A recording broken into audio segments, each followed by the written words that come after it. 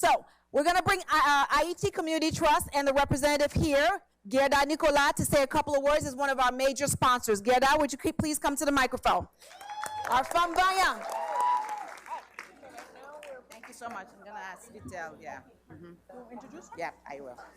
Thank you so much. Let me just say for the record that to answer the question about what is it that Haitian Ladies Network can do, I think Haitian Ladies Network is all of us.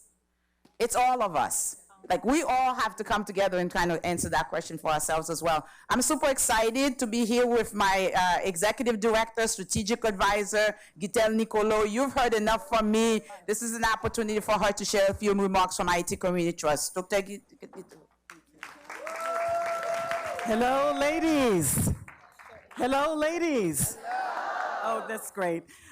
First of all, I am very, very pleased that Gerda asked me to make a few comments to you today. As I look out at the sea of faces and I see all these fabulous Haitian women, I am very encouraged. You know, like all of us, we go through our discouragement and say, what more can we do for Haiti? You know, it feels like we're in a perpetual cycle. And then when I come here, I'm reminded that that cycle gets broken.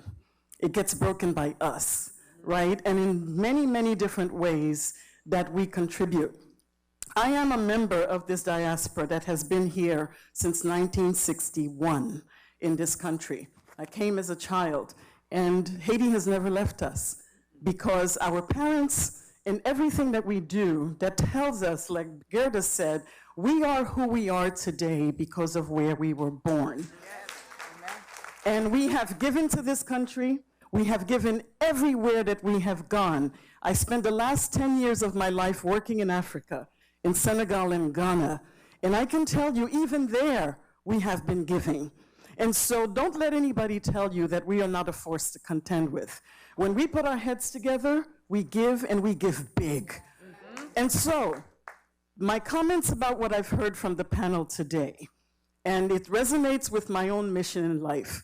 How do you keep giving? You don't give just as an individual. We don't just give as families. We have to give as institutions. It is institutions that make societies. It is institutions that grow countries. If we look at Haiti right now, there is a breakdown of our institutions. We know how to build them. We have built them. When I look at something like Tropicana, you may laugh and say Tropicana is not an institution. Tropicana is an institution. They've gone generation after generation after generation, and they've been able to do it. So, I have to say, Yvka, I love you, honey. Yeah. You know why I love you? I just had knee surgery. So when I'm healing my scar from the knee surgery, I started to think about, what am I going to put on that scar to make me feel good? And what is it that you put on the scar to make you feel good? Real pandaspiti.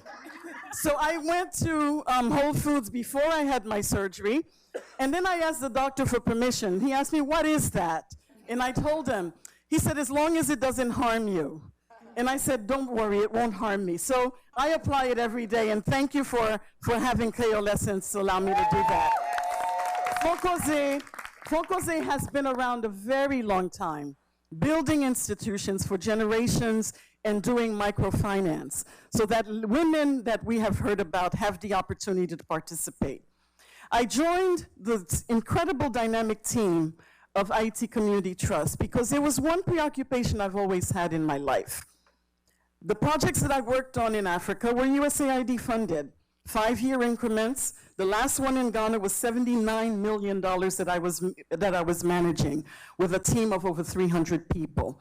And I looked at it and I said, I will walk away in 5 years, and then what will be left? What would have been invested? Who would have benefited, and for how long could they benefit? And so when I came back to the United States after my 10 years in Africa, I said, I want to do something different, and I'd like to do it around Haiti.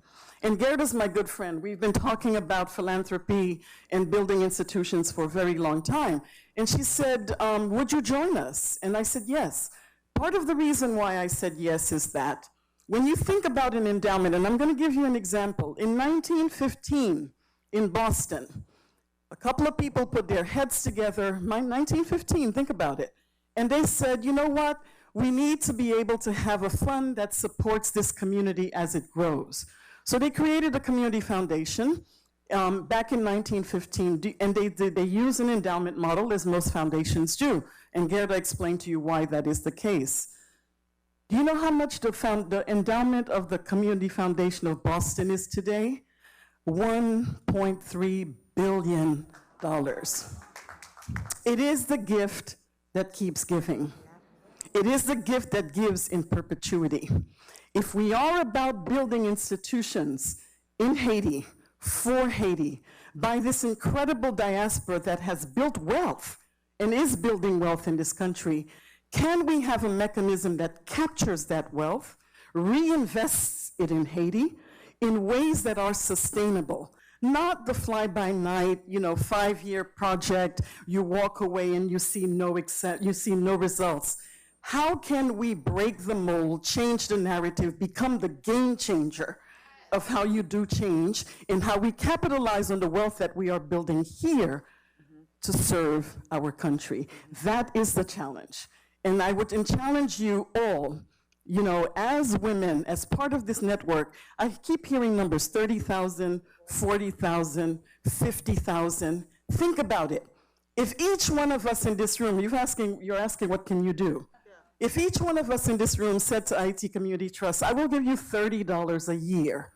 Do you know what that means? We will have a $1 million endowment from the Haitian Ladies Network every year. That means that collectively, you have contributed over $1 million, and you engage to do that every year in a fund in your name at the Ayiti Community Trust. That means that your money, we can reinvest it in Haiti, and that's a very productive way of thinking about how you build an institution. So I'm inviting you to join us to think about building institutions with every single one of those ladies sitting at the table on the panel today, and then challenge you to think big with Ayiti Community Trust.